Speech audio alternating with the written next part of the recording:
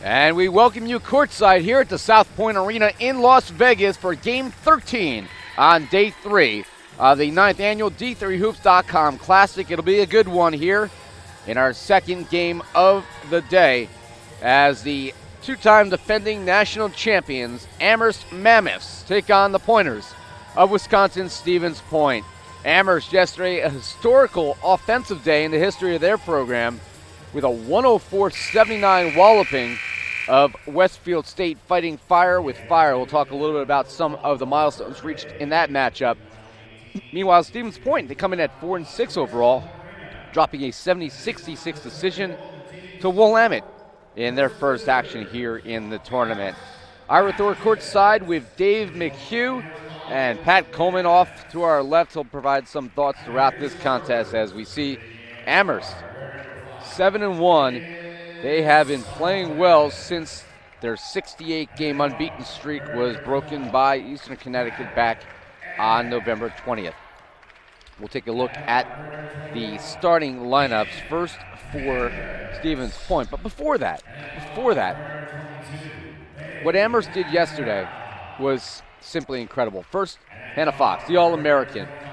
Not only did she annihilate the D3Hoops.com Classic scoring record, which was 31 points, Pat, 43 points, blows that record away. It broke a 20-year-old Amherst school record. Yeah, and I think that's testament to the nature of the Amherst program. It's been so long in this successful run under G.P. Gramacki, built around, sharing the ball and having lots of players on the team rather than having one big superstar. But yesterday it was Fox, and Fox put herself in a couple of record books in the process. Talk a little bit more about some of those records, but let's look at Amherst's starting lineup, same as a day ago, as they will be the visiting team wearing their purple in this contest. Megan Sullivan, the senior out of Granby, Massachusetts. Madeline Eck, the junior All-American guard out of Rye, New York. Cam Hendricks, 6'1", junior swing player out of Glastonbury, Connecticut. Maeve McNamara, 5'7", senior guard out of Arlington, Massachusetts. And the other All-American, the record setter, Hannah Fox, 5'7", junior guard out of Plymouth Meeting, Pennsylvania. Amherst again 7-1 on the year, coached by G.P. Gromacki, one of the top coaches in any sport in NCAA sports. Meanwhile, for Stevens Point, coached by veteran coach Shirley Egner in her 30th season, they are 4-6 on the year. Let's take a look at their starters. First, freshman guard Erin Nias, 5'7", out of Broadhead, Wisconsin. Other guard will be sophomore Brooke Geyer. She's a 5'8" player out of Kewanee, Wisconsin. Junior guard Carly Cerrito. She's a 5'8" junior out of DePere, Wisconsin. Bailey Collins, 6'1" sophomore out of Milton, Wisconsin. And the fourth guard in this one, Amber Bayman, freshman, 5'11", out of Plainfield, Wisconsin. Dave, you saw the first game between Stevens Point and Willamette. What does the Pointers need to do today to be in contention here against the two-time champions? They need to control the ball, and they need to shoot well, plain and simple. They cannot be turning it over against this Mammoth squad, and they got to hit their shots when they've got them, because Amherst is going to suffocate them on defense. They're going to force turnovers, and they're going to hit their shots on the other end. It's a foul quickly called. Well, they immediately draw a foul here against Hendricks. Hendricks, one of a number of players who is seeing considerable time that, quite frankly, is a younger player. You look at this Amherst roster, and they are junior laden and younger. Yeah. Team coming back from 2 championships. This is a really young squad for both teams, to be honest with you. Both teams have young players as we get the first point of the contest. Bayman knocking down 1 of 2. First points go to Stevens Point. They are wearing their white home uniforms in this contest. Yeah, they got the purple numbers with the yellow trim. Amherst in their purple uniforms with the white numbers. Here's Hannah Fox, 43 points yesterday.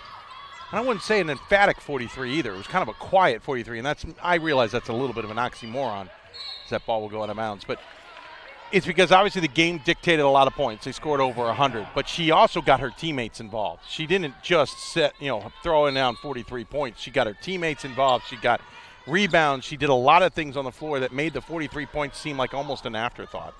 Good ball movement, unselfishness leads to the jump shot by Eck. Some of the numbers yesterday. First, Fox 19 of 25, 76%. That broke an Amherst record for field goals in a game. She also, by the way, had 12 rebounds, so she had a double-double. Meanwhile, Amherst scored 100 points in the game for the first time since 2011. When did that happen, Dave? Right here in Vegas. Yep, Today is actually the 7-year anniversary, 2011, since it last happened. Played against WPI in that contest. As that one is short by Fox. Among the other records Amherst broke yesterday, the highest field goal percentage in this tournament, shot nearly 62%. The previous record was about 57%. As by a them, team. by the way. It's nice when you break your own marks. And the assist in a game, as that jump shot is good by Maiman. The assist in a game by a team in this tournament was also shattered, or at least matched yesterday. It was funny, after that game, I went and took a break and got some food for the gang, sitting there waiting for it to come out, and I heard someone talking about sports in general with the group they were in. Three-pointer no good there by Sullivan. Talking about UConn women's basketball, how good they are and how they're one of the best in the NCAA, et cetera, et cetera. Basket there by Geyer on the fast break. I was so tempted to stand up and go over and go, hey, the Division III version of UConn is in the building. Why don't you come watch them play? But I didn't think they'd truly understand what I was saying, and I was also in shutdown brain mode at the time. So I decided didn't know if it would come out like it is in my head. Eck lost the handle, then an offensive foul as Geyer could not stop her momentum. And good job drawing it. She was trying to get away from the defender, but she used her arm for leverage and got the foul called as a result of that. New player will be Kellen Schmidt. She is a sophomore out of Edgerton, Wisconsin, 5'10". Shirley Egner didn't like the call, asking about it. Shirley Egner squad is young. This is the one thing that's interesting about this Pointer squad. A lot of freshmen and sophomores, not a lot of experience. The seniors don't play much. So this is a young Pointer squad who, after this, goes straight into the heat of it, as it were, in the WIAC. Turnaround jumper, back room, no good, but getting her own rebound is Danny Valdez, who just checked into the game for Amherst. Valdez, a freshman, 6'2", out of Poughkeepsie, New York. One new player also is also actually, I take that back. McNamara was already in the game. She didn't come out. Missed rebound put back by Valdez. Misses again. Rebound by the Pointers. They lead 5-2. We are early here in the first quarter in Vegas. Amherst coming out a little bit sluggish on offense early. Pointer by Cerrito. Knocks it down. Gets the friendly rolls. It goes in and out and down through the hole, and an 8-2 lead for Stevens Point. Yeah, Stevens Point feeling pretty good here early to start, which is a great sign considering they did not look great against Willamette yesterday. A hard-fought win by Willamette. McNamara leaves it, or actually, correction, that was Valdez, leaves it short. Picked up by the Pointers. They are on the move. Cross-court pass, and they're going to have to hold up here. I shouldn't say yesterday. It was 2 days ago. It just feels like yesterday. Missed that game. That was before I was able to ride with you guys here in Vegas. Stevens Point got a day off in between, which I think is deserved before you take on an Amherst squad. Will it help, though? To the hole, misses, gets her own rebound to Schmidt. Out of bounds, though, and it will be Amherst basketball. One more substitution. Pointers will bring in Erin Moran. She is a sophomore, 5'10", out of Naperville, Illinois. Stevens Point certainly has a lot of height. They might be young, but they have some size, and that obviously will help negate some of the learning curve. But when playing in the two-time defending champions, that is a tall curve to try to. Yeah, they're going to have to go deep on the bench as Amherst throws it away. You know, I'm kind of curious. GP Gramaki's going to be a little frustrated with this unit right now, though he's going to kind of let them work it out. But you know, they went to a very different style yesterday. Went up-tempo. They decided to go at Westfield State. They decided to score points. If you hear the D3 Hoops classic conversation we had with GP and Hannah Fox, he said he put score points on the scout for that game. They went different. I was wondering, joked with him in that conversation, can you get the team back into its old self? And he said, yeah, he wasn't concerned about it. They're coming out a little sluggish. Passes picked off there and recovered by Hendricks. She had 10 yesterday. Baseball pass up the floor. Good job by Schmidt to bat it away, prevent the fast break opportunity. Yeah, Schmidt deflects that after the hesitation to try and get it up to Fox, who was on the break. And That's just well timed on Stevens' points part. Probably the first time in Coach Gromacki's career that was his message on the board He in said the it pregame. was. He said it was. He said that's the first time, and he said 12 years.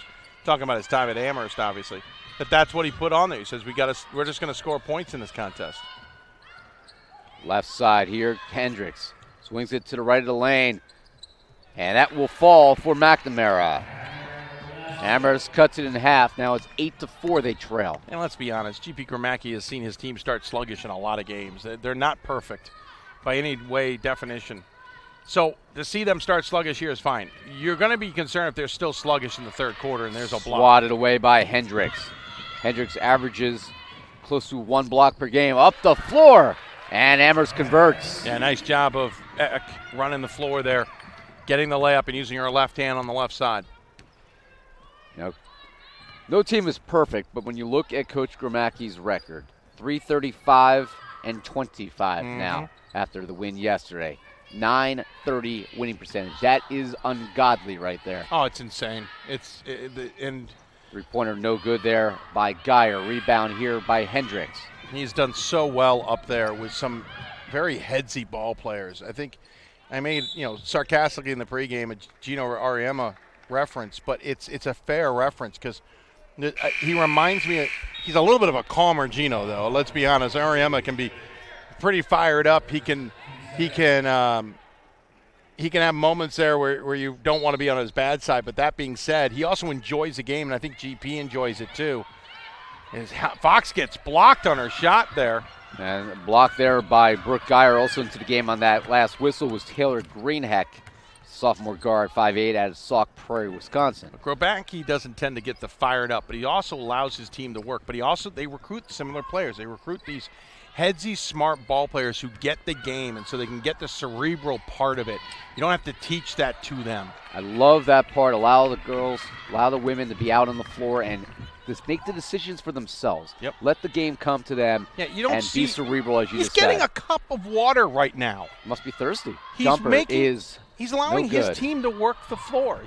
They're smart enough. I hear the water in Vegas is delicious. It is delicious, I will add. Yeah, it's good water. Bad pass there by Greenheck. Nearly knocks the cup of water out of Coach Gromacki's hand. And if he needs to say something, he'll call timeout and say it. I mean, he said something right now to Fox. I think he wants her with the ball and take over, get this offense back into control. That's it. Now he sits down and lets the team work. You had a fascinating interview on Hoopsville earlier in the season. I think it was your first show of the year, the preseason. We always have the number ones on, yep. And he talked about, as that take to the rim by Eck, who will take her to the line. She draws the foul. But it was a fascinating interview because, let's be honest, with his record and what he's achieved in Division III, he can get a job anywhere in the country if he so choose. There have been phone calls. There will continue to be phone calls. Absolutely. He could take a Division I program and probably take them to the promised land. He could take any D1 program he'd want. There's a lot of D1 programs that would want him. Absolutely agree with that. But he's happy where he is? Yeah. He said in that interview, because we asked, didn't directly say where's your future, as the free throw is good, cuts the deficit to 1, but said, have you ever had opportunities? He said he's never taken an on-campus interview ever since he took over at Amherst. That doesn't mean he doesn't take phone calls, certainly. Doesn't mean he's not being scouted and headhunted and all that jazz. But the fact he has not taken a formal interview on a campus tells you he's never been formally involved in a search hire anywhere. Which I think is significant because he's comfortable where he is. And it's not just you. It goes back to your family as well and kind of what their needs are. Well, and especially considering it was a bit of a revolving door for him right before he got to the Amherst job. He was at St. Lawrence, super successful at St. Lawrence. Then he was hired as a head coach at Drew for like 5 minutes. Literally, and then left. I didn't know about the Drew part. Oh, he was there for a week. Yeah, he was not even Yeah, not in season. He never it was coached in the off season. Yeah. But then he got to Amherst, and family is very important to him, being near his family. So I can understand it. Shot clock violation. Nope, got a foul called. Like Hendricks got a hand on the ball. They called a foul instead. But to that point, I think that's why he's comfortable where he is. Amherst has been very helpful. Obviously, they appreciate him being there. But a side note on Drew, they've had 2 really good coaches for hot seconds. They had G.P. Gromacki for a week. he took the job because Karen Harvey had left after one season to take over Montclair State.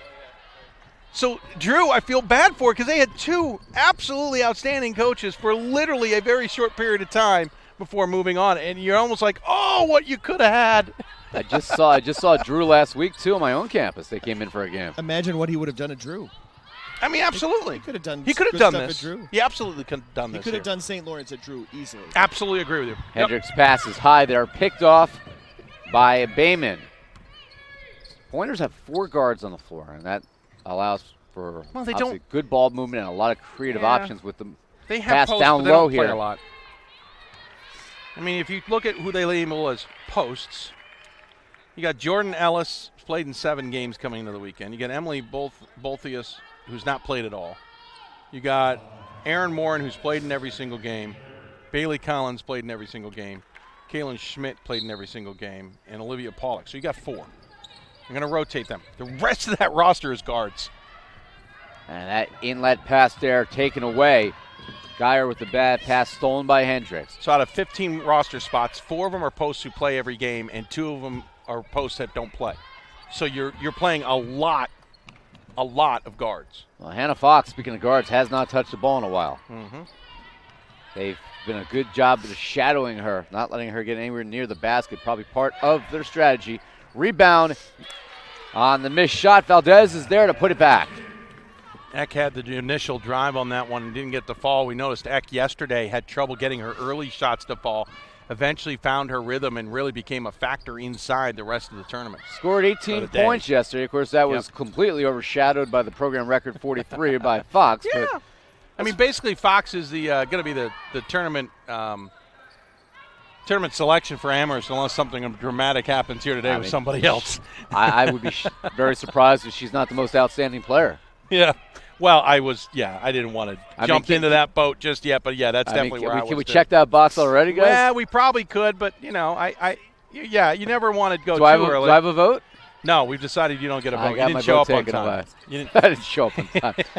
I was working. That's consensus. Well, for the Stevens Point nice fans, three-pointer as Amherst takes their first lead. For the Stevens Point fans watching back in the Badger State, I was actually not here on Thursday for a good reason. Because I was working the Wisconsin-Miami football game at Yankee Stadium. Yeah, whatever. That's a congratulations. DP1 thing. Hey, it was on paper it was a great game. On reality, it was a blowout for Wisconsin as the first quarter comes to an end. So congratulations to the Badger fans. Absolutely dominated that game, and Taylor was a heck of a running back. Got to see him in person. We have reached the end of quarter number 1 after an early deficit. Amherst on that last 3 by Hendricks takes the lead. It's a 12-9 game. Good one here. Come back for quarter number 2. Receive a non-athletic scholarship upon entering school. I got the presidential scholarship, which was huge for me. I think there's more opportunities for academic scholarships in Division III. I did receive academic scholarships. Just being involved on campus, being a leader, all those things combined kind of get me recognized. It's a great experience for me.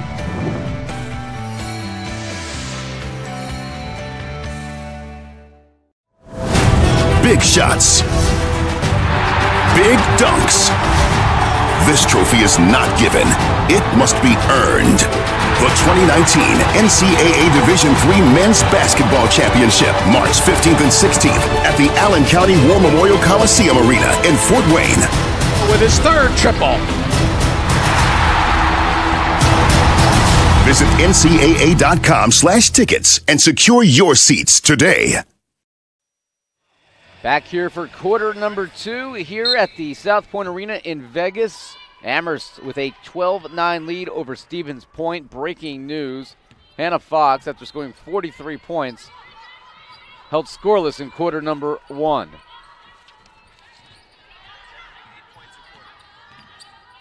That will knock down her tournament scoring average considerably, down to about 21 a game if she doesn't score in this contest. Pass inside. She was looking, Eck was, for McNamara, taken away. Stevens Point forcing the 4th turnover by the Mammoths. first quarter, Amherst was 5 of 17. That's 29.4% from the field. Stevens Point took far less shots, 3 of 9 overall. And each team knocked down a 3. That was out of bounds. Last touch by the Pointers. And it'll be Mammoth basketball. Leading scorers so far, Madeleine with 5 for the Mammoths. Cerrito and Bayman each have 3 for the Pointers. Fox right now is 0 for 2 from the field. As you see there by the nifty graphic put up by our producer Dave McHugh. McHugh wearing 4 hats right now. That shot is blocked. The putback also no good by Hendricks. And see a Stevens Point here in transition. Try to get back within 1. That one is taken away out of the hands of Jordan Ellis, who's now in the game, a freshman for Wisconsin Stevens Point, and taking it to the hole is Eck. She scores. 14-9. Amherst opens up their largest lead so far, 5 points. And Eck has 7 of the 14. Inside, that is short by Ellis. Loose ball, and it's picked up here. McNamara with the rebound, up the floor to Fox. Fox down low, little too far, but it was bailed out there as Stevens Point swatted it away. It'll remain Amherst basketball. They will sub with Stevens Point. And Billy Collins in here for Jordan Ellis.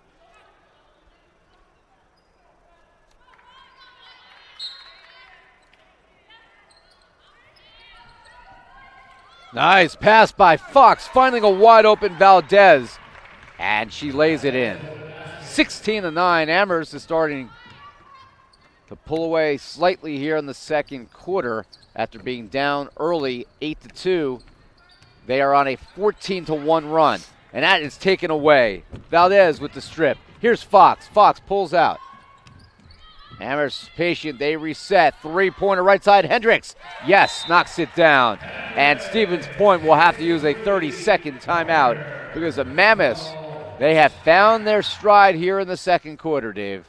Yeah, again, as we said, they struggled to start the game. GP Kromacki didn't get it, overexcited, didn't overreact. Why? He knows his team's going to get back into it. That on the other side, Shirley Egner is trying to coach the best she can. A very young squad. She's a little bit more vocal than GP Kromacki's being. I can clearly hear my friend Shirley Egner over there in the timeout, mainly because they also weren't playing any music. That kind of didn't help Shirley out at all. Music was off for about the first 20 seconds of that 30-second timeout. Why are we in there? Why are we in there? Our bigs should be in there. They're following the ball a little too much is what our guards are doing. No music, that will certainly ruin Dave's little beat that he's got going on here. He's jamming out. You don't see this on the air. You don't see the punchy, sleep-deprived side of me very often. I see the sleep-deprived side of you way too often. That's a fair point. 19-9. The run is 17-1. It was 8-2. It is no longer. And the Mammoths, the 2-time defending national champions, forcing Stevens Point into mistake after mistake. However, this time taking it to the rim, drawing the foul is Bailey Collins. She will go to the line. 56% foul shooter on the season, entering this tournament.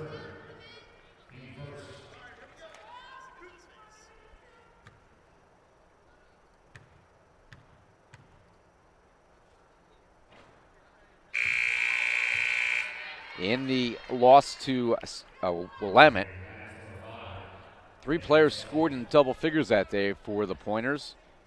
Cerrito and Bayman each had 15. Brooke Gayer had 12. Collins had 5 that day. And she's unable to convert either here. And it remains a 19-9 lead.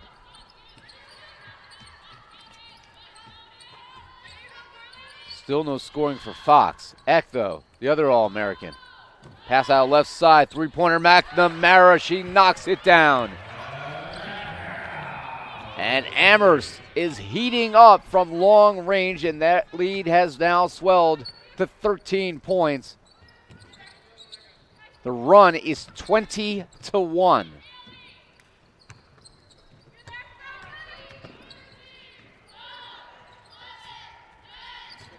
Driving baseline, awkward looking shot coming out of her hand, but Cerrito's able to knock it down as it rattled in.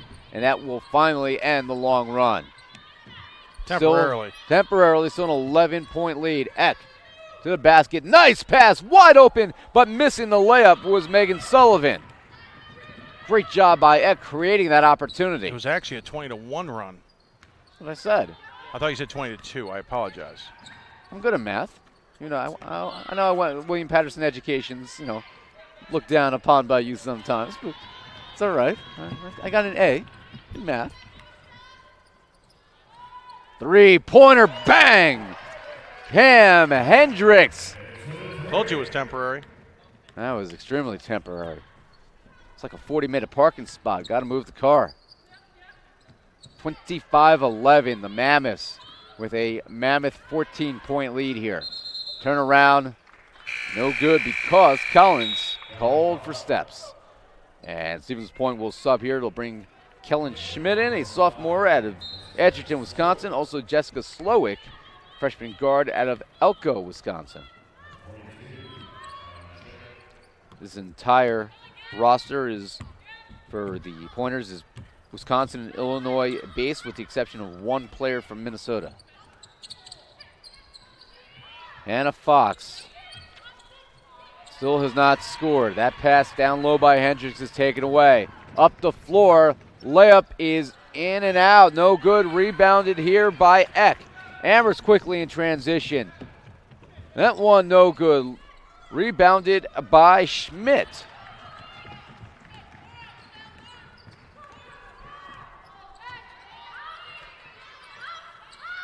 Amherst now certainly in their groove offensively and defensively. A battle on the baseline, though, on the shot.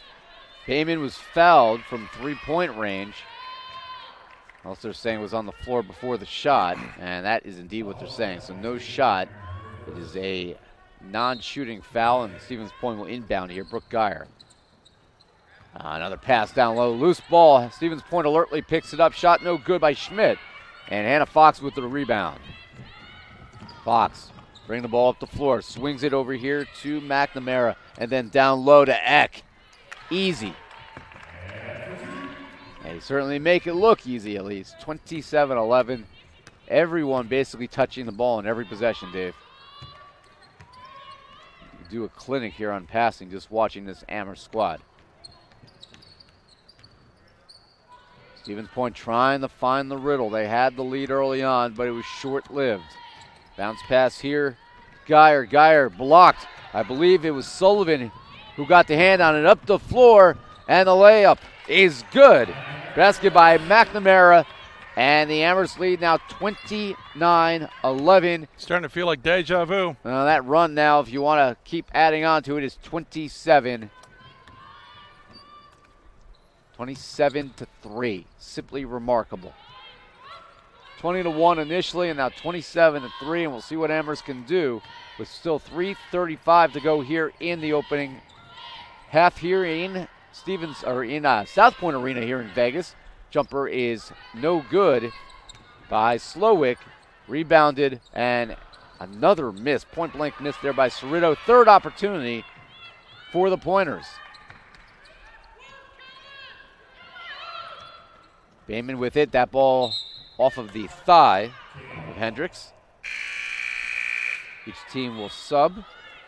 Amherst will bring in Jade Duval, number 11. Aaron Nias is back in here for the Pointers.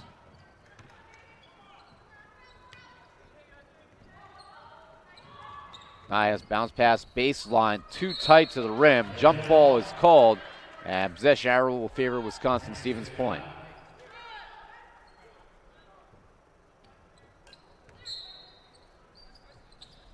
Nine on the shot clock.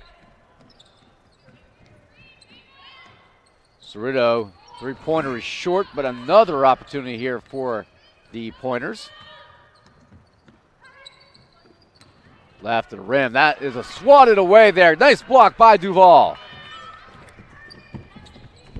Fox, jumper in the lane is in, and finally 18 minutes, almost 17 and change into this contest. Hannah Fox, after 43 yesterday, has her first points of the game. But how scary is the 29-point on that run here? If that's the first time Fox got any points on this run. I mean, how insane is that?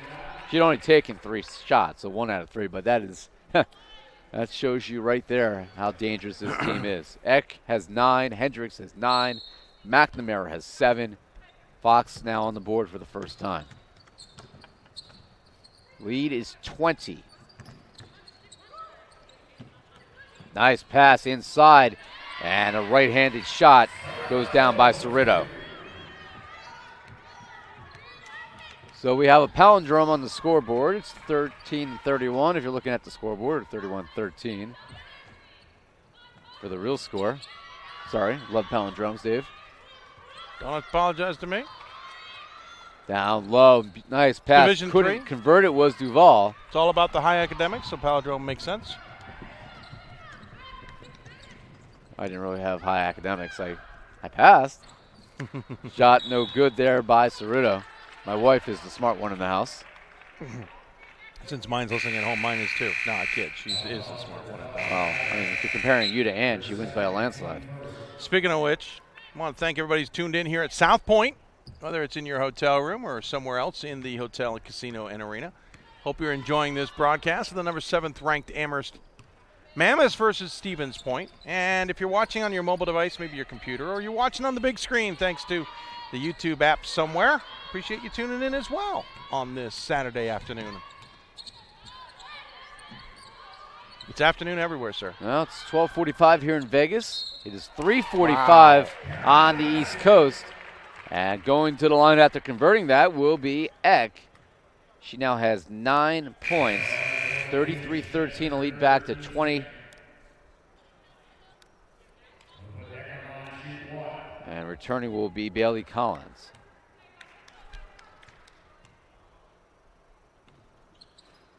And that's no good. Loose ball. It is Amherst that comes up with it. Megan Sullivan grabbed the loose ball. 3-pointer by Fox. That is long. But another rebound by Sullivan. 2 in a row on this possession. One more time for Fox. Misses again. And another rebound here, this time by Eck, and that one forces a loose ball foul.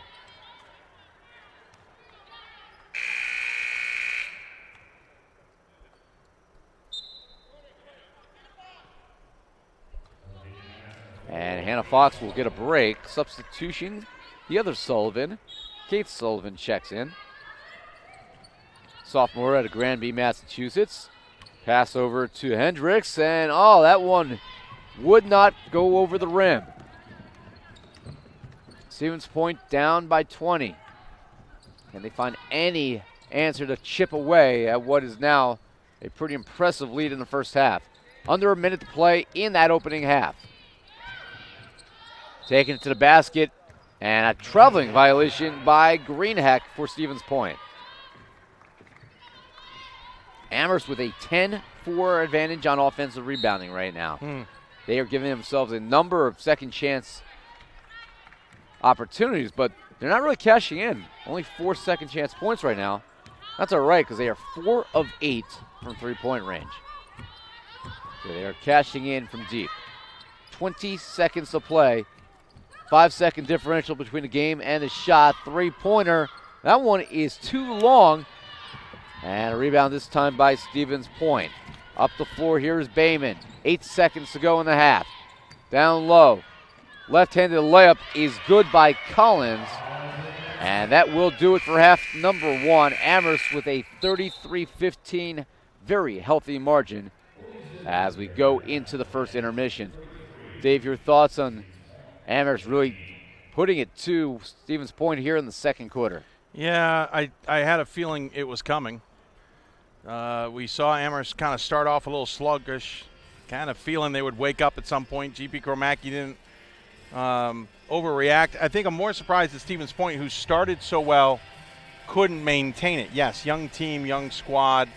Maybe they got a little excited about it. Shirley Egner's team maybe needs to be through these experiences. That's what's going to be scary is this team's so young. They're going to learn from this. Not only moving into the WIAC this season, but moving out into the seasons ahead. But not surprised by the Amherst comeback. Maybe a little more surprised that Stevens Point couldn't at least try and keep the momentum going. The Pointers have committed 11 turnovers. That's a big part of the story right here.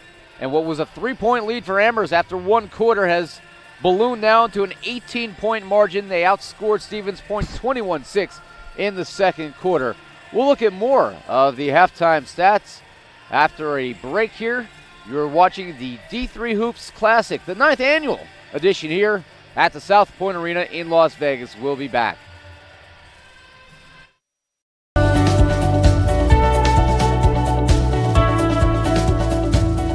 I just wanted to get good grades and to do well. But it also made me realize that I have a lot of career goals. You're there to get a full college experience, not only participate in your sport, but participate in things outside of that. And it's all about growing as a person. My coaches have helped me with figuring out who I really am. Their lives are dedicated for us to succeed.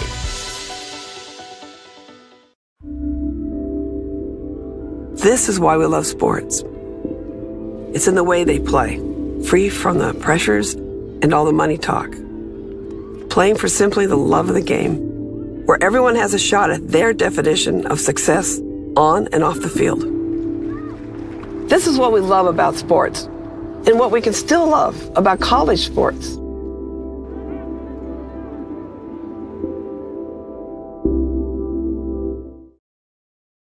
My name is Marcus Walker. I was All-State, won a state championship, a high school All-American, and played college and pro ball. I played because I love the game. I grind to be the best. I sweat because I put in work.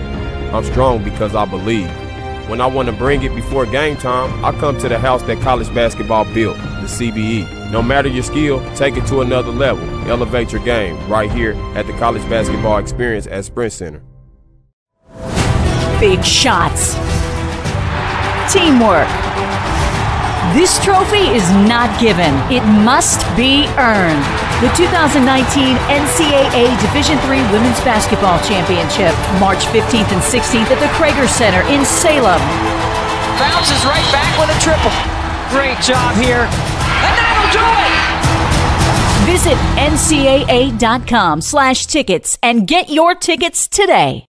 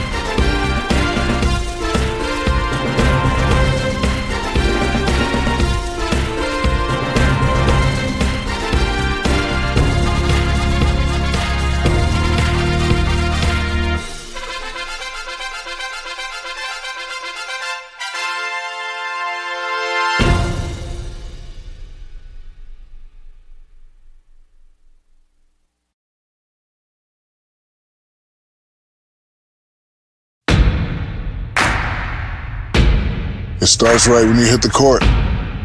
You imagine your finest moment. The game-winning shot that gets you to the dance. A monster dunk or no-look pass, and cutting down the net. Sports lets us dream of our own success and prepare us for our finest moments on and off the court.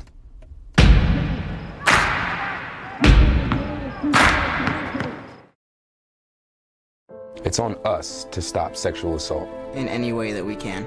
To get a friend home safe. To never blame the victim. It's on us. To stand up. To make our community safe for all. It's on us. It's on us to look out for each other at parties. It's on us. To be more than just a bystander. To step up and say something.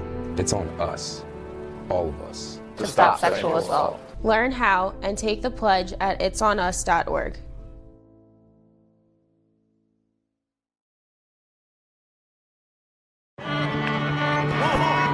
I coined my definition of success in 1934. My definition of success is peace of mind attained only through self-satisfaction in knowing you made the effort to do the best of which you're capable. It's like reputation and character. Reputation is what others perceive you to be. Character is what you are.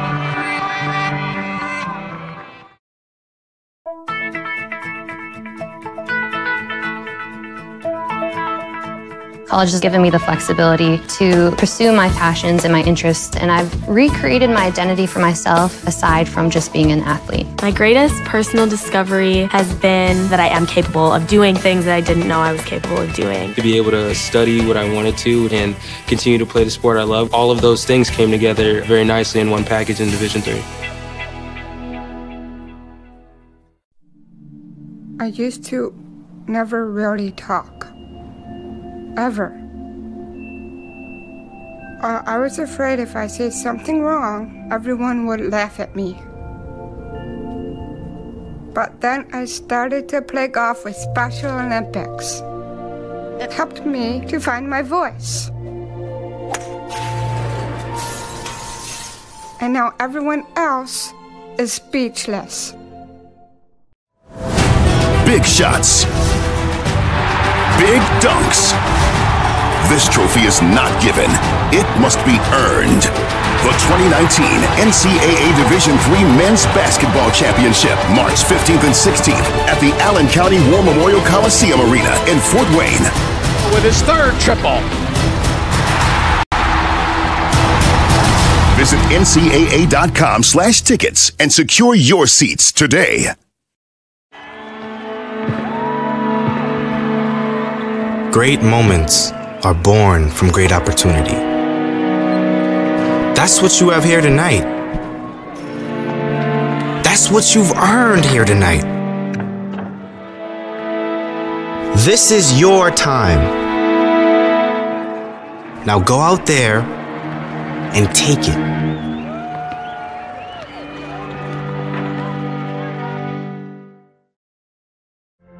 Football has taught me a lot throughout my life. It's definitely had a huge imprint on who I am as a person. Competing at a Division III level created that opportunity for me to go to college. Not only was I the first one in my family to graduate college, but I was really the first one to even go. Being the first one, I'm breaking that cycle, and now that I've graduated, I'm not sure what's the next step, but I know I have a lot of doors open. And a lot of those are open because I played football and ran track here at Otterbein.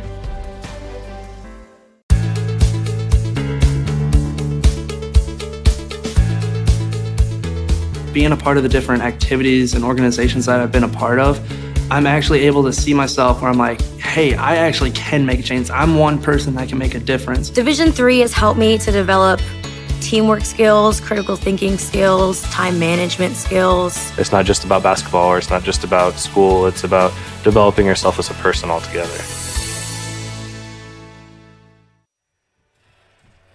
And we welcome you back courtside here at the South Point Arena in Las Vegas, Nevada.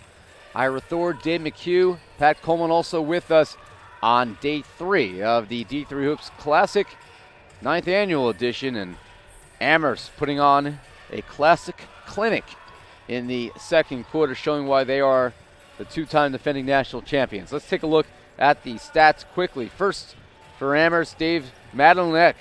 She picked up where Hannah Fox left off yesterday. 11 points, 5 out of 8 from the field. She was the dominant player in that half for Amherst, but some good efforts all around. Cam Hendricks had 9.5 rebounds, 3 assists, 2 blocks.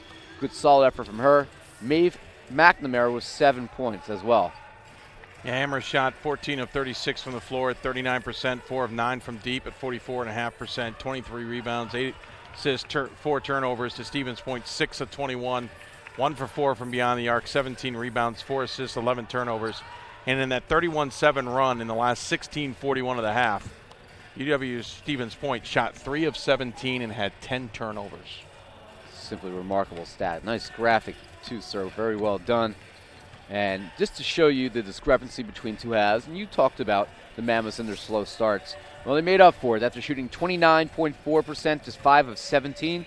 And the opening quarter, well, different story in quarter number 2. 9 out of 19, 47.4%. And they started to pull away, partially because of their defense, which we really did not get to see on display yesterday because of the style of basketball Westfield State plays. Well, we're seeing it here. They suffocated Stevens' Point in the second quarter. 25% shooting in that period, 3 out of 12. And the pointers, Dave, just 28.6% in the game thus far. 7 points for Carly Cerrito. Nobody else has more than 3. Well, that's your halftime statistics. We'll take another break and then get you set up for half number 2 out here in Vegas. It starts right when you hit the court. You imagine your finest moment. The game-winning shot that gets you to the dance. A monster dunk or no-look pass, and cutting down the net. Sports lets us dream of our own success and prepare us for our finest moments on and off the court.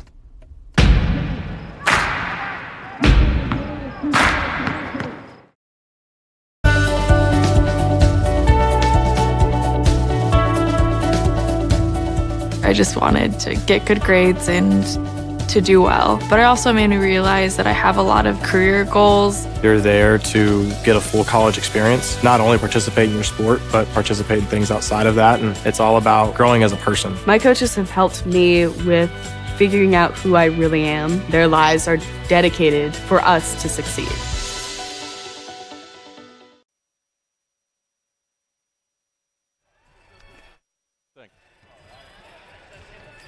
Now back here in Las Vegas, where I was unsuccessful in my attempt to repeat my blackjack fortunes from last year. Cruel, cruel fate last night, Dave. I had $150 up. I had 2 9s. I'm not that surprised.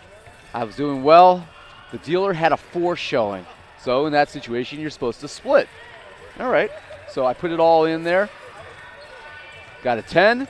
I got another 9. I didn't have any money left, so I couldn't split it again. So I had a 19. I have an 18. Showing a 4. I should win there. I should be up $450. Yeah, but you weren't. Dealer flips the card over. A 10 and a 4. I'm still in good shape. Next card is a 7. The dealer hits 21. And Ira Thor suddenly goes from $150 up to potentially being $450 up to walking away from the table laughing. That's all I could do at that point was laugh, smile, and walk away. Because Lady Luck, not a friend of me last night. But Amherst is kind of picking up for the entertainment value right here with the way they played in the second quarter. Will Stevens Point be able to find an answer as we go to quarter number 3? Bears repeating. We'll put the graphic back up. Mammoth run of 31-7 in the final 16:41 of the first half. UW Stevens Point 3 of 17 from the field. They actually were 0 for 8 to start in that run with 9 turnovers. They finished 3 of 17 with 10 turnovers in that run. And that's how Amherst has taken over control here in this contest. Madeline Eck will inbound in front of us as we get set here for the third quarter. An 18-point lead for your 2-time defending national champions out of NESCAC. And, of course, Stevens Point, one of your strong programs out of the WIAC. Shot blocked there by Bayman, first attempt of the third quarter for the Mammoths.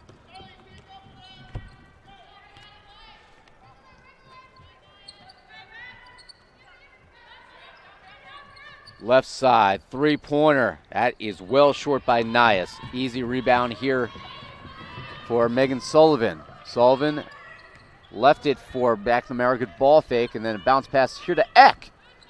Wow.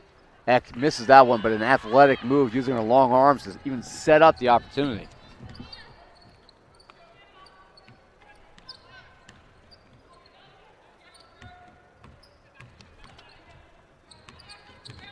Bounce pass down low and missing again.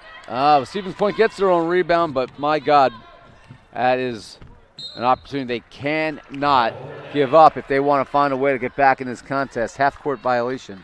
Yeah, a backcourt violation on that. On top of that, just not a great start to this third quarter after they struggled in the late stages of that first half.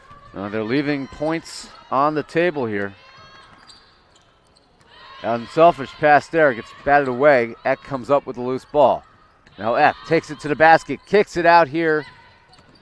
McNamara, left-handed layup will go down. So McNamara, she now has 4. I'm looking at the wrong stats here. I was going to say she had 4 points. She definitely has more than 4 points. She has 9 points. What happens when you look at the first quarter stats versus the second quarter? Inside there. And stepping through 2 players and scoring, Bailey Collins. And that one almost missed, quite frankly. Well, that one was sitting on the front of the rim for a moment. Fox, left of the lane, looking for Eck. Eck from 5 feet knocks it down. If you want to continue the run, it is now up to 35-9. Doesn't necessarily rival the 52-5 run that Amherst went on a number of years ago against WPI, but it's darn close against a far, I would say, better opponent. That was the day of their last 100-point game, correct? Mm-hmm. Back in 2011, actually 7 years ago today. Layup attempt is no good there by Collins. Up the floor is Hannah Fox. Fox with it, splits a player to the rim, leaves it short, and a rebound by Collins. Fox is just 1 of 6 from the field today. She wants her 43 points back. That's a record. The way Amherst plays and the way they typically don't need to put up high offense numbers. She just put up more points in that game than they have done offensively in some games. Dave, that record as shot is blocked there by Bayman. Loose ball will come back out. Another chance here for Amherst. Fox, beautiful pass. Eck couldn't convert. Eck got too far under, rushed it. That record for the Mammoths, that could hold up for another 20 years. The record she broke was 20 years old. Great information that was dug up by Craig Kaufman, Amherst Athletic Communications Director. Double dribble violation, by the way. Say hello to Craig. I'm sure he's watching this game back in Massachusetts. But that record stood for 20 years. Yeah. 43 points the way this program is. That could probably last another 20 years. Like I said, they don't put up a lot of points. That's what makes that performance yesterday by Fox They put up so points impressive. this year, but last year, for example, they didn't have to put up points. You don't need to score when you're shutting the other teams down defensively. When you smother another team's defense, you don't have to be an offensive juggernaut. She outscored, remember that game last year, Trine, they played? Final score was Amherst 41-36. So she outscored Amherst in just that game from last year. Nearly outscored Amherst in the Trinity game, the Colby game, the Bowdoin game. Tufts game, it was 44-40. So, you know, just last year alone, there was 5 or 6 games she nearly outscored her entire team yesterday alone with 43 points. When you have a offensive set like the system, I should say, that Westfield State has, I think you said it yesterday, you got to fight fire with fire, and that's what they did. And they showed that while they don't typically score a lot of points, Amherst can if called upon. Fox knocks it down against contact. And she will go to the line with a chance for a 3-point play. So Fox. Shirley would like the same call on the other end. Apparently not getting it. Well, that was a ton of contact there. Rainbow shot was able to still fall in. Lead is 22. And the free throw attempt by Fox. One more. She has 5. And that is now the largest lead of the game for the Mammoths at 23 points. 22 points, I should say. What did I say about being good at math? 39-17. I apologize. I added a point to the scoreboard prematurely.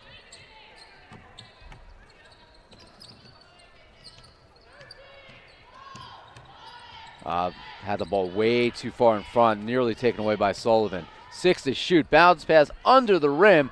Missing, but getting her own rebound was Bailey Collins. She will go to the line for 2 shots.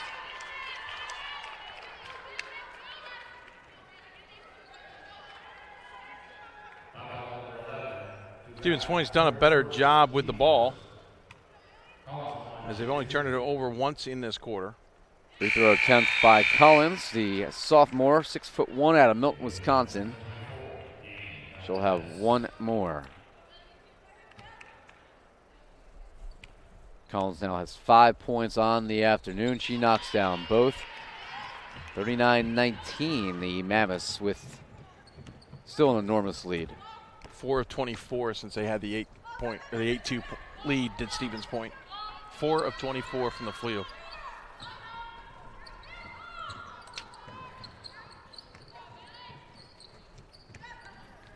Nice pass here to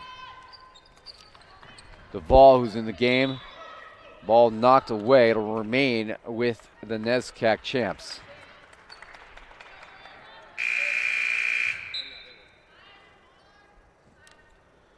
Into the game here for the first time, we will see Marissa Delaney. She's a 5'7" freshman guard at Onalaska, Wisconsin. Love some of the names up in the Badger State. Some of the really cool names you'll see anywhere in the country. A lot of them obviously based off of local tribes from years gone by. As that shot blocked, Danny Valdez now in the game as well here for Amherst. Really a fresh possession here. Fox the inbounds. Driving baseline is Duvall. She has to kick it out though after momentum is stopped.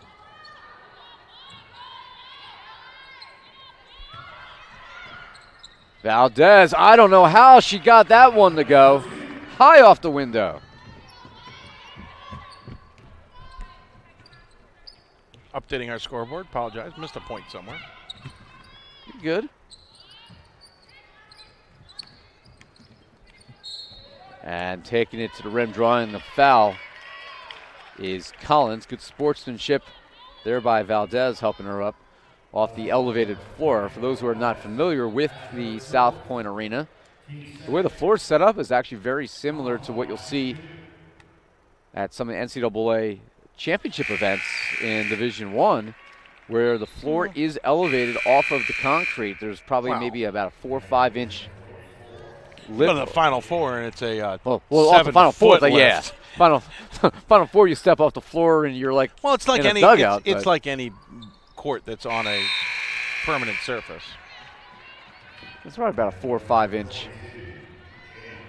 I'd say, gap from between the floor and the concrete. And I forgot about that yesterday when I was first coming over to the table, and I may or may not had a little slip up. No. Never went down though. Not surprised. Hey, at least I was athletic enough to stay on my feet though.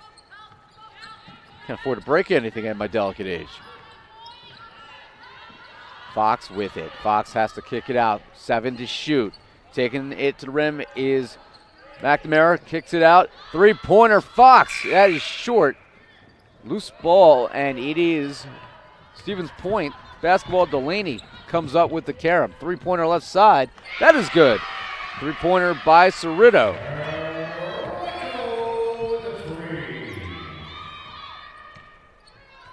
That cuts the deficit to 18. We have another palindrome on the board. 24-42. Things that fascinate Ira Thor. Nice move, Duvall. And that rolls in and out. Last touched by Amherst. It'll be Stevens Point hoop. Substitution here. Madeline Eck will return, and Cam Hendricks also will check back in. Of course, this is just game 2 of 4 on this trip for the Mammoths. They will, as soon as this game is complete, head to Southern California. They will take on Redlands on Monday at 7 p.m. Local. Well, 7 p.m. Eastern. It'll be obviously 4 p.m. Pacific on New Year's Eve, taking on Redlands on a neutral court at Chapman. And then on New Year's Day, they will face Chapman at 4 p.m. local time out in Massachusetts, 1 p.m. Pacific. Delaney, that shot is blocked there by Sullivan. Loose ball, Sullivan comes up with it. And, of course, the reason for it, this was also discussed on Dave's Hoopsville show back in the preseason, is the fact that Amherst just can't find games. No one wants to play the Mammoths. And yeah, you know what? That's what happens when you haven't lost a game in almost 3 years. I get that, but also if you want to improve your program, you need to take on the best. And you're going to need to maybe take a loss. And so some of those locals up in the New England area don't want to play Amherst because they don't want to take a loss. I don't know if I necessarily agree with them. Well, and you know what happens? Amherst went out and they went to teams that wanted to play them. They came down to New York. They played Brooklyn College. They came to my campus. They played NJCU. I got to see them live in person for the first time. You know what? We're going to return the favor. We're going to go back up to Amherst next year. Because you want to improve. The way to improve is to play the best. And when a program wants to try to pick up games, their willingness to travel sends a message that, hey, we want to play those games. Yeah, I think those NJAC schools are a good target for those sort of games if they're looking for games in the non-conference schedule. If they're having trouble in New England, I'm not sure that there's a lot in the Liberty League, which is kind of just over the border in New York, that are going to take up that challenge and going to provide that challenge. But I think like the NJAC style of basketball is good for Amherst to see also. And it's only about a 3-hour ride, as that three-pointer is short. It wasn't depending too bad on your at all. bridge or your tunnel. But it depends on the day, of course. They played us on a Sunday back down in Jersey City. He's known to Jersey City. He went to Montclair, Canes and Union, Rutgers, Newark. Ramapo isn't even that far, a little further north. It's a little more tricky to get to, but still, that is reasonable. William Patterson as well. A lot of options in North Jersey. And I'd like to see Scranton, too. Wouldn't that be a great game? That'd be a fantastic An Amherst Scranton game. regular season game? I think Trevor Woodward would be up for it. Can we I sign assume he for would, that? but since I haven't seen the game, I don't know. To show you how competitive it is at the top. I know that Scranton's considering coming here. Maybe we can make it happen ourselves. Wheels are turning in If Dave's you can't head. do it yourself, we will do it for you. When Amherst took its loss to Eastern Connecticut, they fell from number 1 to number 7. To get back to number 1 is not going to be easy unless you win a national title, because I don't expect all those teams to lose. They're in front of them right now. Well, 2 of them in front of them are 2 conference teams. So that's certainly possible. The problem is it's the Behemoth and Thomas More and what they've been doing this season that's going to be tough to get surpassed. Thomas More could by the end of – or by the second poll, or actually maybe the next one. I don't remember travel violation. I don't remember the exact timing on this. But Amherst could, or Thomas More could take over first place and then not play more than maybe 5 games the rest of the season as the number 1 team in the country. They nearly did it after destroying Hope on their home floor and Baldwin Wallace. They nearly took over first place from Bowdoin, who hadn't played that week. Fell 5 points shot. Good defense here. McNamara had to pull it out. Eck with it. Eck takes it to the rim, but she travels on the right block. But if you're a program out there, if you're a coach looking for some games, and you want to try to build up your program, again, you're probably going to lose the way Amherst is right now. They're arguably the best team in the country. You also might go out there and surprise. Eastern Connecticut beat them. You never know. We stay within 25 points. That was for us. You hate to say moral victory, but I thought that was a good learning experience for our girls, quite frankly. And you know what? They got an experience to play against a team that was probably the best in the country, or arguably the best in the country. So coaches out there should not be afraid to take on a team like an Amherst, knowing, as they have publicly said, they are looking for games. Oh, what a shot. What a shot there by Hendricks to close the period. And Amherst will take a 20-point margin into the half, or into the fourth quarter, I should say, as we still mess up that quarter thing, man. As we have played 30 minutes here in our 13th game in Vegas. Again, 46-26 your score. Come back. Fourth quarter action coming up here on D3Hoops.com. The love of the game. But for those of us who are Division III student athletes, it's more than that. A lot more. Sure, the game is important. But as we work so hard to build both mind and body, it's more about team. That is why NCAA Division III teamed up with Special Olympics. And in giving the gift of sport to those for whom it seemed an impossible dream, we are working to make this a better world. Help us keep that dream alive. You can make a difference.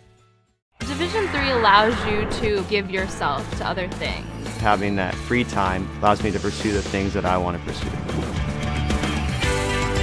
Division III athletics affords students the opportunity to, engage in the other interests in their campus and in their lives outside of that sport. It allows you to just be able to do everything you want to do. I wouldn't change it for the world.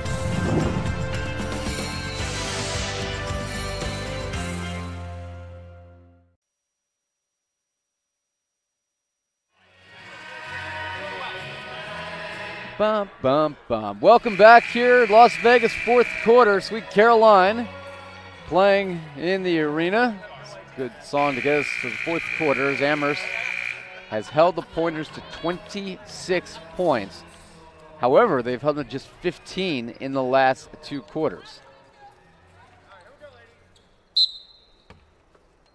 And inbounding from in front of us here is Bayman. Last two quarters, Stevens Point is 5 of 23 from the field. You see that number there, third quarter shooting for Stevens Point? That's simply incredible. This Amherst defense. Three-pointer is made by Taylor Greenhack back in the game. But prior to that, in this half, Stevens Point had been just 2 out of 11, Dave, 18.2%. The only place they've been shooting well was three-point range. Well, they hit another. They're 2 of 3.5. Maybe they need shooting a little more from deep. Layup is good here by Maeve McNamara. McNamara, one of 2 seniors on this team. Fairly young Amherst squad. When your 2 All-Americans are both juniors, future continues to be bright. 10 to shoot, trapped in the corner. Kellen Schmidt with it. Schmidt pulls up. That one will be short and out of bounds. It will be Mammoth basketball. Brooke Geyer will return for the Stevens Point Pointers.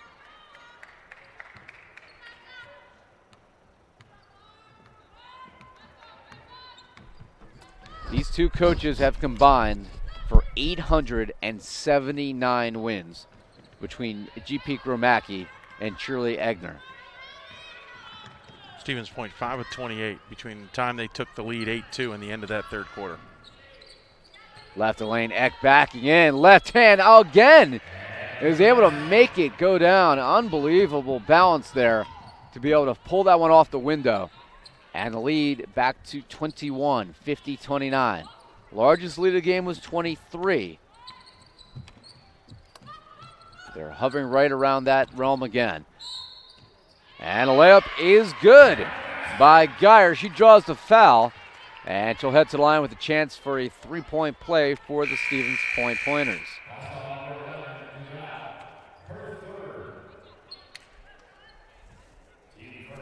Most of the offense during that streak where they struggled came from the free throw line. 6 of 6 in the third quarter for the Pointers. Geyer left it short. Loose ball. Stevens Point will get another possession.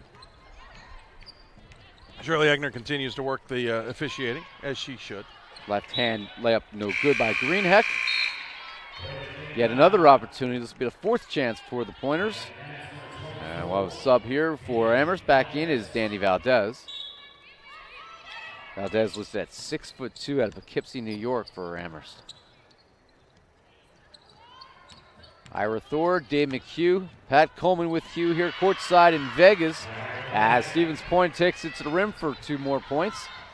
And they get 4 points out of that possession thanks to 3 rebounds along the way. Showing some fight, staying in it. Shirley's going to appreciate that. This is a young squad for this Pointers team. Turnover for the Mammoths. Every win this year for Amherst, they have won by at least 25 points. So Stevens Point even stay close right now shows something about their fight. Stevens Point has 7 freshmen, 5 sophomores on this squad. Lead is 17. That's 12 of their 15 players. Keep them together. That bodes well for the future. Inside layup is good by Collins, and she draws the foul. And we'll go to the line with a chance for a 3-point play. And the Mammoth lead is now just 15. And that will prompt head coach G.P. Gromacki to bring back his top player, Hannah Fox. He put his head in his hands for a moment there on that as he senses some momentum here for the Pointers. He's probably considering whether he needs to call a timeout here and at least get his team to refocus a little bit. Granted, he again is one of those cerebral type coaches. He's now standing up, calling out some commands and plays, but he's a cerebral coach, and the fact that he lets his team focus themselves, tries not to interfere too much during a game. To be honest, if you've done your job as a coach in practices and all the trainings, game day should be much easier when you're a team at this level. Let them figure things out for themselves and only use those timeouts when absolutely necessary, either to calm the nerves or stop a momentum or talk about strategy. But actually saw a fist pump there from GP. Well, you could see just how well this team is prepared. Every single night they come out. And Eck, 3-point play is successful after the layup, and lead back to 18. Hey, look at that. It's another palindrome. I think Eck did it just for you, sir. I'm sorry that I get excited by this. It's much more interesting than calculus ever was. Coming up, another ranked team, number 18 Gettysburg. Will take on a CCIW foe in Carthage. That should be a good battle to end the women's side of the D3Hoops.com Classic here for 2018.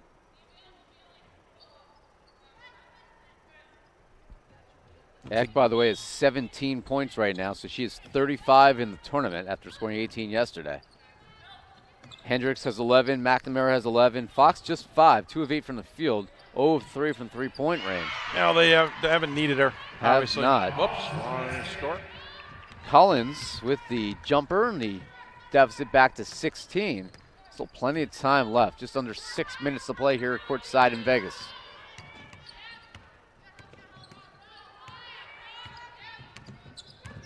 Fox hands off to Eck.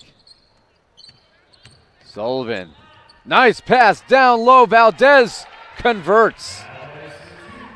Megan Sullivan doing all the hard work there, setting up the opportunity. It's fantastic textbook passing. Amherst is going to have its challenges this season. Let's not take this tournament for granted. They will go home and have to go on the road to Tufts and Bowdoin this season. Both teams who were in the top 5 in the D3Hoops.com poll, and both teams who have given Amherst a challenge, especially Tufts. In the last few years, Bowdoin returning to their former NESCAC levels, heights. And again, those games having to be on the road. Bowdoin in Maine, Tufts obviously in Massachusetts, in the Boston area, is going to force Amherst to at least not be able to enjoy Lafrac. If they want to enjoy Lafrac in the playoffs, they're going to have to win those games, and that will not be easy. Bayman had the block on that last shot, and the shot clock violation. A couple rebounds for the Mammoths, could not get a shot up. But Bowdoin is the #1 team in the country currently, as we mentioned. Almost lost that to Thomas More in the last poll, but they are a tough unit, and no pun intended, because the tough jumbos certainly know Amherst really well, really darn well. Those two teams have had some incredible games. We mentioned the 44-40 game last year between those two teams. So Amherst will come from here. Yes, go out to California, taking a couple games. They're also, taking a Lakers game, though LeBron James apparently out, so it kind of loses its luster a little bit, I'm sure, for the program, but it's still an NBA game. But then they return home, and while they won't be all conference action, they will get into the heat of it as Fox gets the 2 left-handed points. layup and lead back to 20. Now, I don't vote in the women's poll. I vote in the men's poll. Dave, you vote in the men's poll also, correct? Just the men's. Not I the women. I don't dive into the women's. Pat, are you a women's I voter? would save myself a lot of time if I did the women's poll, and that's no knock at the women's poll. It's just that the you top have 5 such and 6 a is top almost easy. dominating Yeah. tier, and then you have a good group after that. The men, the parity and the depth is far more. Women's is growing in that direction, but the men's has been at another level for almost a decade in some senses. So Duvall into the game, and here's a new face. Courtney Resch checks in, freshman guard out of San Francisco.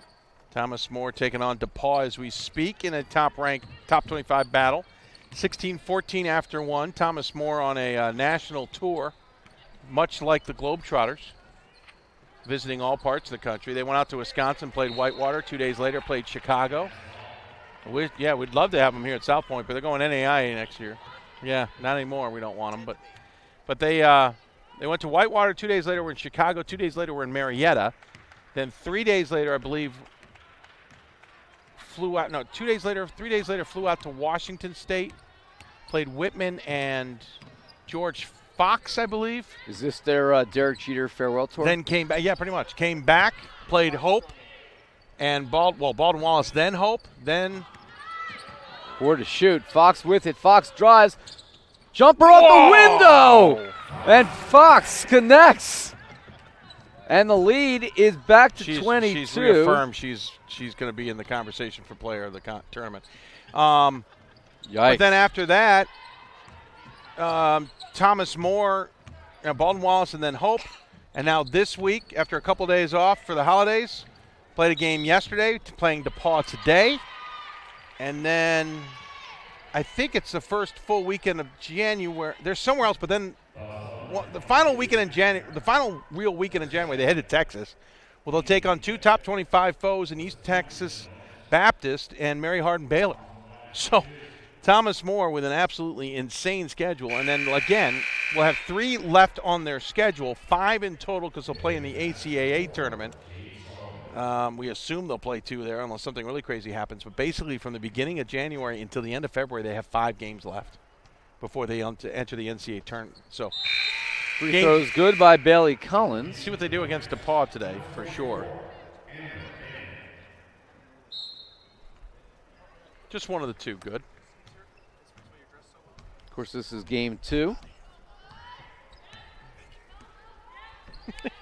He likes handshakes. Hey, everybody ignores me at the table. Am I chopped liver here? You are. I'm going to go have my avocado chicken sandwich as soon as this game is over. That'll be in 2:42. Sullivan down Nice low. feed. Nice feed. That is a traveling violation on Duvall.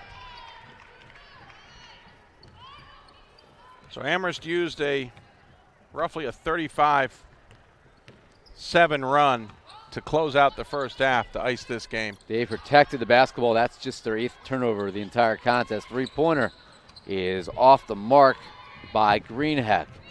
2:20 to play here as McNamara will slowly take the ball up the court. Yeah, they'll bleed as much clock here. Here's what's interesting about Amherst. They're about to sub in some players who saw significant time yesterday. Timeout GP Gromacki for subs. He will bring in Gabrielle Zafiro. She's a freshman guard, 5'9", out of Glen Head, New York, and Lauren Pelosi, 5'9", freshman guard out of Middlebury, Connecticut. Both of them played a lot of time yesterday in that game against Westfield State because they were going up tempo. They were going to score points. They needed everybody to play. They haven't played today. Zafiro hadn't played in any games up until yesterday. It's only her second appearance, and yesterday she got a lot of minutes. Today, Jumper, she's no getting good by cleanups. Pelosi.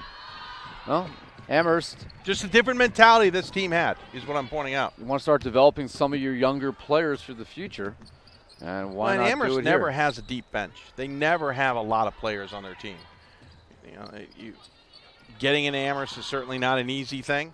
GP Gromacki doesn't try and have 15 or 20 there. Turnaround jumper, no good. It'll be a rebound here, though, for Stevens Point. Got 11. Aaron Moran is into the game. Got 11 on this squad this season. Olivia Pollock is now in the game, also for Stevens Point. Haven't said her name before.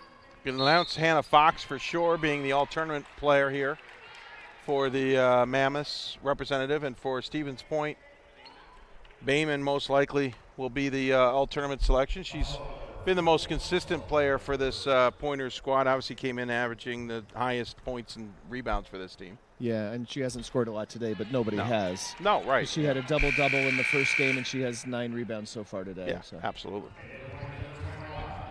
Substitution, we'll see Chelsea Van Gompel into the game for the first time, freshman out of Appleton, Wisconsin, number 21. And the lead is now 20, 59-39. Really, it was one quarter that stands out here, because a quarter and a half. If you look at the stats right now, Amherst outscored Stevens Point 12-9 in the first quarter, 13-11 in the third. It's 13-12 here in the fourth. But that second quarter dominance, the huge run. Well, the end of the 6:41 to end the first and the second quarter. That's 16:41 of dominance. That was where their run took place.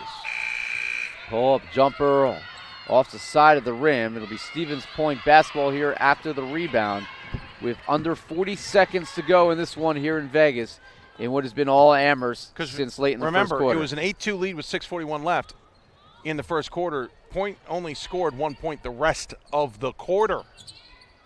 Plus, they only put up 6 points in the second quarter. That's that stretch right there that shows how good Amherst can be to just snuff out a squad. And then obviously dominated them defensively into the third quarter. Courtney Resch with the foul. This will send Aaron Moran to the line. Not a good free throw shooter, 8 of 17 on the year. But that's what Amherst can do. They can absolutely just put their foot down on a game and eliminate any hope you had of maybe pulling off a victory.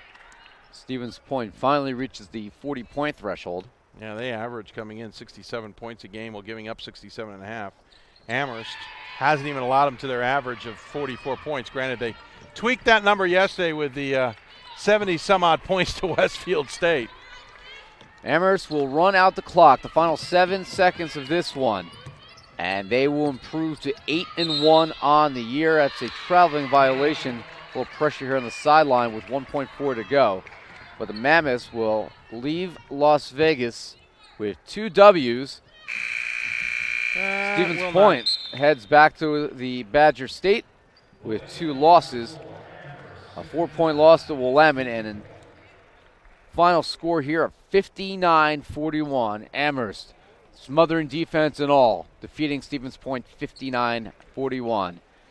And the second to final women's game, the penultimate women's game here in Vegas. Dave, your final thoughts on what we saw today here and the impressive nature on how Amherst kind of took control of this game. Nothing surprises me. Amherst came out slow. That doesn't necessarily surprise me. They woke up. GP Gromacki got his team to focus, or they focused on their own. Hannah Fox may not have gotten a lot of points, but you could see her controlling the team a little bit. They did a good job. It's exactly the Amherst squad I expected against a Stevens Point team that's scrappy but also learning. And so nothing about Amherst surprised me, and that's not a knock. That's because they are that good. They know they're that good, and they know they can overcome their mistakes. They can't play like that against Bowdoin and Tufts and others, but they are usually in a different mentality for those games as well. For Stevens Point, listen, young team. Shirley Hagner's going to have this squad clicking along here soon enough, as they are young and will figure it out. It doesn't get easy for them. Their next game's against Whitewater as they start WIAC conference play, which will be a tough WIAC on the women's side. And Whitewater among those who are going to be battling it out at the top of the conference, as you got four teams that could be interesting in that mix. But, you know, this is a good learn too. I think they wanted that win against Willamette, which started our tournament this year, but didn't get it, as I watched actually GP Gromacki and Nate Davis exchange pleasantries here on the court. Of course, Nate Davis, the head coach of Gettysburg. But Yeah, nothing here surprised me whatsoever. Pretty much what I expected. Hannah Fox scored 9 today after 43 yesterday, so that gives her 52 points. 26 per game is her tournament average. Madeline Eck led all players today for the Mammoths. 20 points on 9 of 17 shooting. She finished with 38 points in the 2 games out here in the desert. Other top scorers for the Mammoths, Cam Hendricks, 11 points. 3 of 6 from three-point range, 7 rebounds, 3 assists. Maeve McNamara, 11 points and 2 assists. Danny Valdez off the bench scored 8 as well. Those were the only 5 players scored for Amherst. That's all it took. That's all they needed in this victory today. For Stevens Point, 2 players in double figures. Bailey Collins, 4 of 7 from the field, 5 of 9 from the line, got to 13 points. Carly Cerrito had 10 points on 4 of 8 shooting, 2 out of 4 from beyond the arc. And Brooke Geyer, 7 boards and 6 points for the Pointers. Final shooting numbers real quick. Stevens Point, 31.7% from the field. Amherst, 40% on the day, 26 out of 65. They committed just 9 turnovers in the victory. Amherst, again, they are now 8-1 on the year, and the Pointers dropped to 4-7. So that will do it for game number 2 of the day on day 3 here of the D3 Hoops Classic. The next one, the final women's game of the weekend, will be Carthage against Gettysburg. That will be a 5 p.m. Eastern tip. A little after, about 5:05 or so. A little bit behind because of the first game, but roughly 2 o'clock out here in Las Vegas. For Pat Coleman and Dave McHugh, I'm Ira Thor. Thanks for watching this broadcast of the D3 Hoops Classic here at the South Point Arena. Amherst victorious 59-41.